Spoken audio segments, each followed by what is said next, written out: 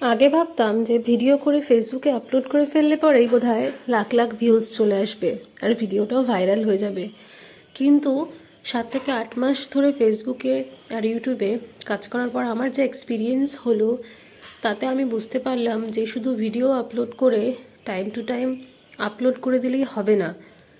এর পেছনে অনেকটা খাটনিও আছে। কতটুকু সময় আমরা ফেসবুককে দিচ্ছি, আমাদের ভিডিওগুলো কতটা ইউজফুল, কন্টেন্টগুলো কতটা ভালো, একই রকম কন্টেন্ট কিনা, কন্টেন্টের মধ্যে ভ্যারিয়েশন আছে কিনা, বিভিন্ন ধরনের ভিডিও আপলোড করলেও হবে না, একই ধরনের গতানুগতিক ভিডিও আপলোড করতে হবে।